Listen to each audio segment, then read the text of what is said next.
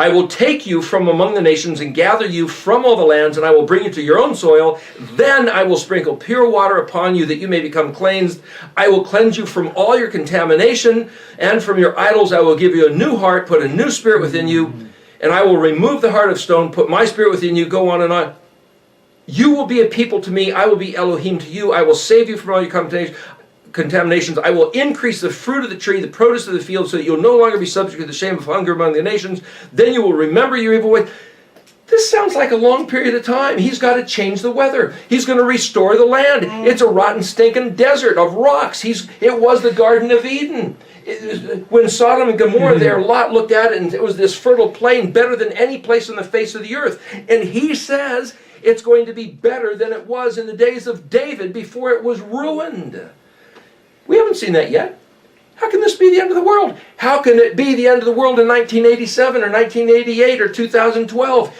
It's the only people that are talking like that are the ones that don't believe these words. Because it's, oh, that's that old covenant that was done away with. It wasn't done away with. That's right. They just ignored it and lost it. These are the words, so that means I can... Here, verse 36 of Ezekiel 30. The nations that remain around you will know that I, Yod-Heh-Vav-Heh, have rebuilt the ruins and I have replanted the wasteland. I, Yahuwah, have spoken and I shall act. Well, that covenant It has to be. is the sod. That's happy making. That's the sod. Built on The hidden foundation. And if you don't go back and look at his words, you'll never see it. Because the English words don't even tell you with the intensity that the Hebrew does. And the Christians don't believe it. And the Jews have no reason to talk to us infidels about it because we'll just spit on it and muck it up and get pork grease from our bacon juice dripping on it. Yep. That summarizes it quite well. Uh-huh. Yeah. But if we can read these words and go, okay, Yahweh has waited for how many thousand years to have a people who will just simply say, you said it, I believe it, that settles it. Gee, I've heard Christians say that, and yet they won't. But if I sit there and say, I can choose to be his people. I can choose to hear these words and regard them, and to put my mind and use all my intelligence and all my wit to understand.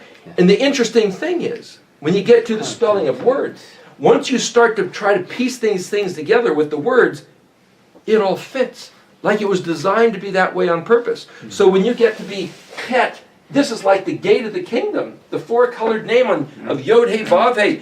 The Het and then the Samic Dalet is the family secrets that can only be seen from inside. And inside this fence, Passover, unleavened bread, Shavuot, Yom Teruah, Yom Kippur, Sukkot, and Shemini Atzeret. Now you're outside again. So it's like, you got to come in to see his Moedim. That's where the witness and testimony is. You can't stand out here and look at it. But Yeshua's out here. He was crucified outside the gate so that all who would want to come in can come through him. But he's the exclusive door. You betray him and you're not getting in. So whatever you see, you're not going to see the reality. This Israel that's going to do that, is it those people grafted into Israel? Oh, we're all Or does it Israel? have to be genetically Israel? I don't think No. that genetics... he said- DNA Israel. Read Romans 9, 10, and 11, Bill. well, when he It's still took the grafted people... in, right? When I he, think we're grafted into that root. when he took the people out of Egypt, there was a mixed multitude. Whoever wanted to be of his people. He said there's one Torah Grafted in. for the native born as well as the sojourner. Okay. And he says, don't, if you're a sojourner, don't say, gee, I'm no good. It's like, no, you have inheritance with the people. So the things that he's offering us is all the best. And so anybody can look back and I hear people all the time. You hear it on the radio, you hear it Facebook, and people saying, man, they disparage the covenant that Yahuwah made with Abraham, Isaac, Jacob, Moshe, David, all through Zechariah, through Zephaniah, Ezekiel, Hosea. And they're talking like it was this horrible thing that nobody can live by. And it's like, what are they looking at? Yeah. It's been misinterpreted. It's been misaligned. Of course, it's Something is very wrong, and maybe they're right to reject that thing which has been very wrong. But we need to throw away the halal, the desecrated interpretation of his Shem. Yeah. And to me, This is his Shem Kadosh. And he said, when you start popularizing, explaining clearly my Shem Kadosh, thank you very much, then I will step in and be that guy who's Okay, described okay, by the Shem Kadosh. okay. So we see a glimmer of it, but we don't see it happening yet. Well, The glimmer is what we're doing here. maybe. Well, you know, it's gonna this be is soon, certainly, Bill. I believe, We this got is certainly right that. now. Whatever We, soon means. So then the next step would be to say, well, if it was going to look any better, what would we want it to look like, and how do we do our job to play into that? Because here's the point. Why I read back a little bit. If you look in Ezekiel 30, I started reading in 34. If you look all through Ezekiel, bad stuff is happening to a bunch of people because they're being stupid. Exactly. And all of a sudden, in Ezekiel 37, you've got the two sticks coming together. Then you've got the Gog-Magog war, where Israel is victorious and Elohim pours out his blessings on his people. Where's the transition? It's that verse, Ezekiel 36:23. That's the tipping. That's the fulcrum. All right. Okay. And if the fulcrum's been waiting on us, then the reason why we haven't seen anything is because we haven't been doing our job that he put the burden on us to do. Because we didn't even read this verse. We didn't know it had anything to do with anything. But here, I'm seeing that it does. Okay. Now, I was talking about this a couple years ago up in Canada, and there's this one young man who made an appointment to come over to see me. He says, I disagree. What this says is that when Elohim does something, he's going to do it in his people. When I make my Shem Kadosh, I will do it in you. It's like, as if we do nothing. In other words, this is what this other kid was saying, that Elohim is going to say, okay, I'm the guy that's going to make the decision when and how. And when I do, I'm going to take the house of Israel, and even though you've been making my Shem halal instead of Kadosh, when I decide to step into my reputation, I'll do it through you. Well, that's what the English translation says.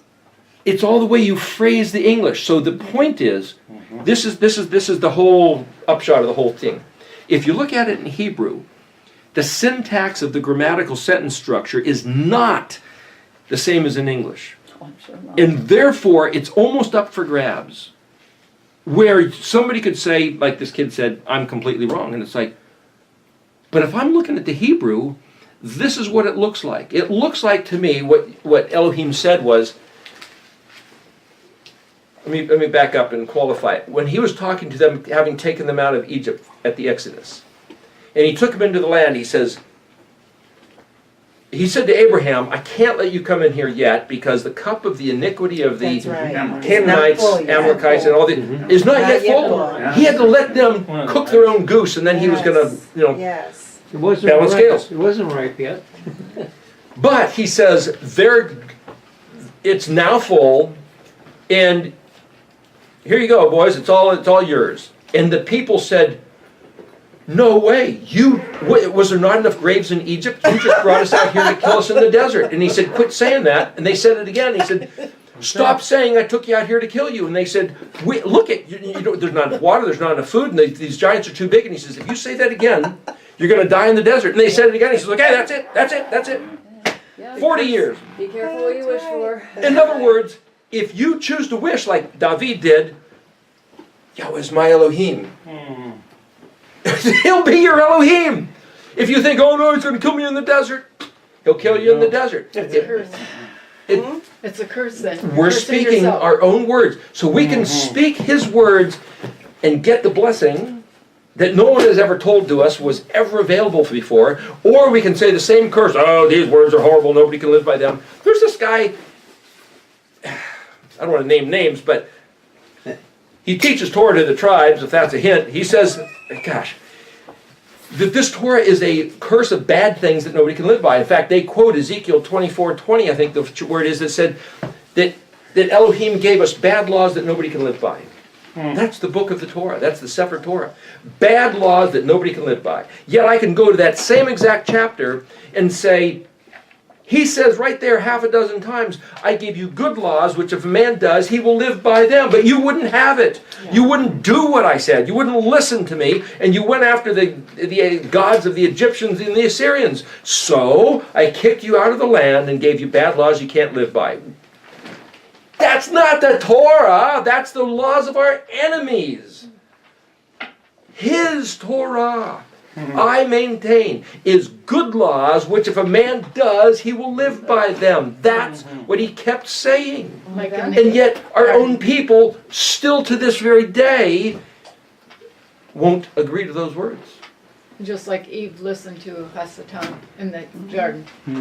She believed the So lie. even though I think we are at the Dalit, at the threshold of making the decision, do we want to be his people? I think that we collectively as a generation, as a people,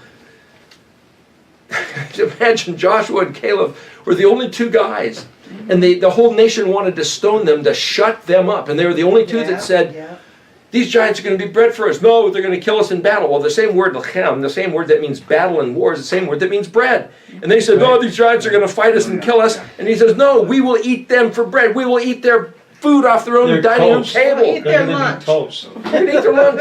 And it's like, why did Joshua and Caleb believe? And those are the only two that survived to go Yeah. into the land. We could be those people. I think that right now that he's presented to us, here and now, the option to go back to these very words, believe them at face value and at sod value and many layers deep, because they all validate his heart of chesed to his people. And Israel, those who choose to listen and proclaim his identity to the people of the entire world, is whoever wants to be. If we're of the genetic stock, so much the better, but it's not a requirement that I can see. And Yeshua, if there was any question, opened the door and bought us in, no matter how, That's right. what blood lineage we might have been to. Okay, yeah. That's my thinking on them. Yeah. Leviticus says that too. You know, the sojourner and people, they're going to do the same thing as you. Yeah. And Yeah. Rav Shaul loves to use Abraham, you know. When was he circumcised? You know, before or after he, you know, he believed, you know, or before or after he did something, or, you know, was it predicated, was he given righteousness and his reward as a payment because he, you know, he earned his righteousness, or was it because It was of, accounted to faith? him as It's righteousness. like, and you know, so he was circumcised. I mean, he believed God before he was circumcised, and then after that he was circumcised. So you know, it's both. It's Just real quick, in the interest of letting you guys go, let me say this regarding the other word of Shekel. He believed. However, that word believed has completely been butchered by the English translation. Yeah. The word aleph mem nun, where we get amen or so be it, means skilled craftsman, artisan, trained, educated, proven, fidelity, trustworthiness, steadfastness, the one who has learned how to operate, put it into functional use, and does it consistently the same way you'd hire a good mechanic instead of some guy in junior high auto shop who'd never seen a wrench before, you know, and trust your BMW to him or something. Well, I mean, and emunah, trust or faithfulness, Right. which comes right off of right, that. to show yourself trustworthy as a skilled craftsman who is doing, not just believing, but doing, putting into functional use with Exactly. every little thing being just right, hence the word shakal or placed crosswise. That's what we're called to be and called to do, not just believe and do nothing. You know, when you were talking about we're not close to him coming back, the destruction of the world as we know it. We're not close to it. It reminded me of Yeshua when he says, you know, they're putting palms, and then they're telling him, shut up, because tell those people to shut up, because you know, they were yelling Baruch Hashem. Baruch haba b'shem Adonai. Correct. And he says, well, I tell you that unless they say this, I will not come back. They will have to say this before I come back. And that is not quite yet happening in Israel. But here's one consideration of what you just said. First of all, it's an interesting thing. He says, you will not see me again until you say the words, Baruch haba b'shem Yahweh. But nobody ever says those words. So to write those words down and actually start saying them is one step towards getting there. That's one thing. The other thing is this concept of saying we're not close to the end. It's like, wait a minute, who is we and the end of what? Going back to Daniel 12:4, not to get into that whole thing now, but he says, hide the words and seal the book until the time of the end. Sure. Okay, there's this matter I mentioned, we can talk about this next time, the 2,730-year curse. For 50 years, I never heard of such a thing. 2000 what? 2007? 730. If you look in Leviticus 26, Okay. Mhm. 4 times, Dalit, 4, choose, 4 times he says, if you guys resist me, do not listen, and treat my words with casual disregard, I'm going to crank up, amplify the curse by 7, just like your vow, because the word vow and curse is the number 7. 7 times, 7 ways, it doesn't say, it's alluded to that it's going to be just 7. 7 what? That was in the days of Moshe, which is approximately 1500 BC. No mention is made again, other than Deuteronomy 28, he reiterates the same type of a curse. Leviticus 26, Deuteronomy 28. You have to float another 1,000 years until you get to 500 BC, the days of Ezekiel, chapter 4. Ezekiel's told to lay on one side and point at this little picture of Jerusalem under siege. 390 days for the northern kingdom, the house of Israel. And then on his other side, 40 days for the southern kingdom, the house of Yehuda. 390 days for the house of Israel. The northern kingdom was taken into captivity in 721 BC when Assyria came in. 721. Now, if Yahuwah is going to give them 4 opportunities to turn back to his words, 390 years apart for the northern kingdom. From 721, say they add 400, that makes it what, 320. Well, that's the days of Alexander the Great. Did the northern kingdom come back? Apparently not. They're still called the Lost Tribes. Another 400 years. That puts it at about 60 AD. Oh, gee, that's just about the time the Romans were about to tear apart Jerusalem. Did the northern kingdom come back? Not really. Another almost 390 years, 400 years. That puts it at about that puts it at about 350 AD. That's right around the time of the Council of Nicaea. Did they come back? No. If he gives them 4 times to come back and they still refuse to come back because they like being pagans, even the word galut became the word Celt. 7 times 390 equals 2,730. If you take 2,730 minus 721, that brings you to 2010. In other words, that curse of 7 times 390 was over as of 2010. So now Judah's going to start. But that was the northern kingdom, Israel, Yeah. Ephraim.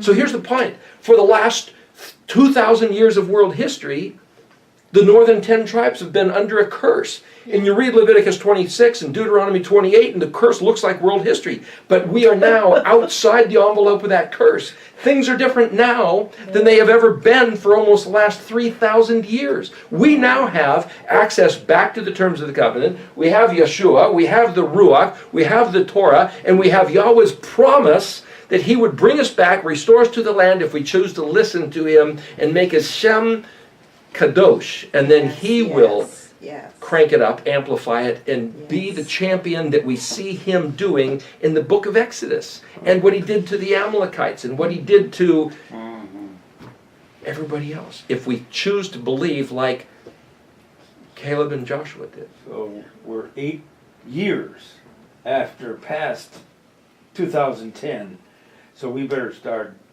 working on this. Well, what happened in 210 that made any visible things? Well, a couple things. There was a 13-year siege, from what I understand of history, that Assyria started hitting. Rabbi Jonathan Kahn did a book called The Harbinger. Did you ever see that? Okay, he was quoting the verse, cedars have fallen, sycamores have fallen, we rebuild a cedar, and that whole thing. About 9/11, it's like, gosh, the whole thing lines up. That's pretty uncanny. That's pretty weird.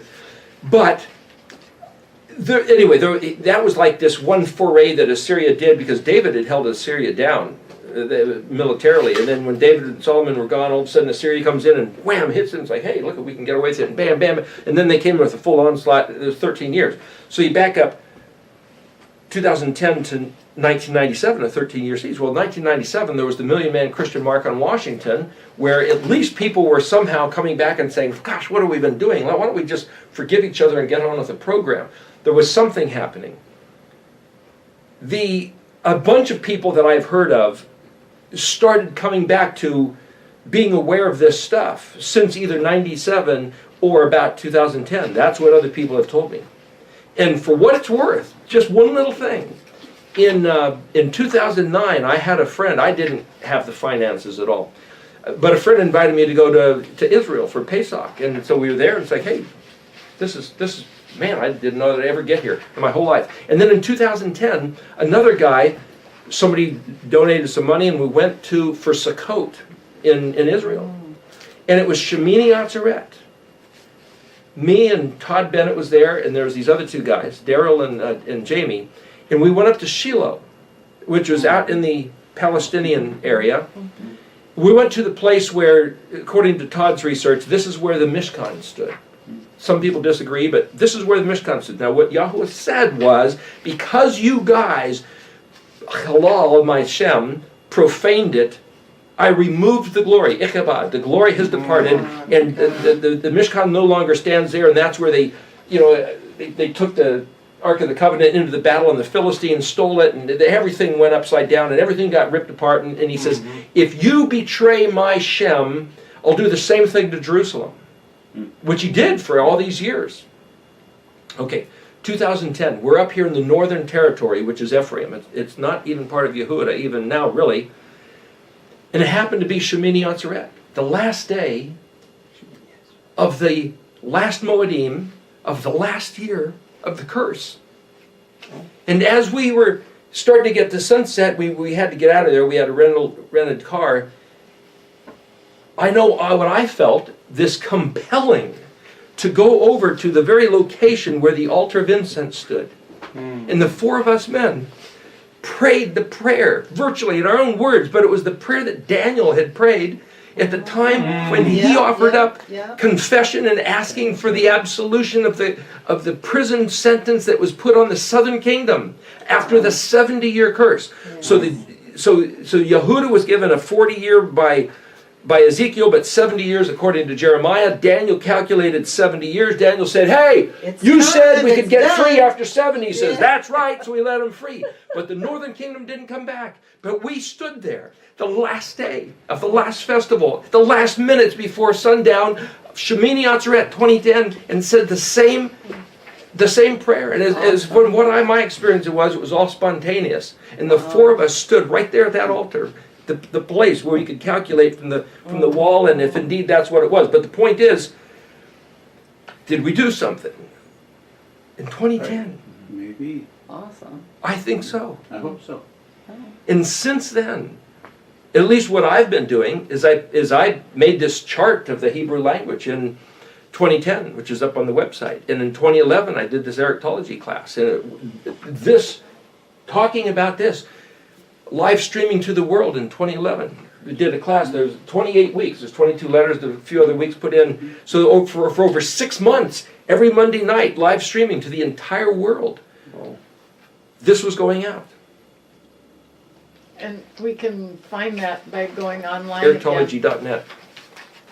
I think I posted one of the videos, number 15, I think, on Messianic Minnesota on Facebook. If you're not a Facebook person, then Not very good. all right, that's I fine. steer clear of too much information. I Alright. gather it, but I don't share it. Right, okay. Here, Well, if this, I have a few cards You with me. gave If you go to erectology.net, and again, the word Eric happens to be in my name, but the word Erectology is based on Ayin Resh Kaf. And the word Ayin Resh Kaf, How Eric, did you pick the sonar? I'll explain that. The Ayin Resh Kaf means assess, appraise, evaluate, order, row, registry, archives, like putting a books in rock. order. Yeah, the priest shell, a rock, the That's the wood. same wood. And okay, yeah. And cool. the New Jerusalem will be prepared as a bride adorned for her husband. That same word prepared is also Ayin Resh Kaf. Really? Awesome. The same word eureka, Ayin Resh Kaf. Like, I found it. that which has been prepared. All this stuff has been prepared before us. We just happen to be the people of this generation to step right in like, oh gee, here's this buffet of the So truth laid out in front of When he us. goes to prepare a place for us, do you suppose that's the same word? There's a verse that, I'm not sure where it is, we can look at it later, where he says, I will bring you into the wilderness of the nations and I will contend with you there, right? The wilderness of the nations. Where is that, the wilderness of the nations? The United States. No. People have different ideas. It feels that way. Saudi sometimes. Arabia, United States, whatever. The word wilderness is bamidbar, in the wilderness. Midbar is wilderness. But There's the word. word dabar is word. Word is right in there. Mem is a place of words. This is a place of words. The word nation there is ayin mem. It's not aleph mem and it's not goyim, it's aleph mem or ayin mem. Ayin mem is the word for family group. So he's going to bring us into the language, the place of words of the family, and I will contend with you, deal with you face to face the way I spoke with your ancestors. Awesome. That's what this is. That is awesome. We could look at this and say we are doing the very prophecy that he, Nam Yahweh, stated. And yet we're thinking it's something else because of the way the words have been translated. So, isn't this a remarkable evidence of what he... I think so. That's awesome. I think we should turn off the cameras at 11:15ish Oh my heavens. and get people going Yeah. home Anyway, I have so a they few of don't these- fall asleep these in the cards. car.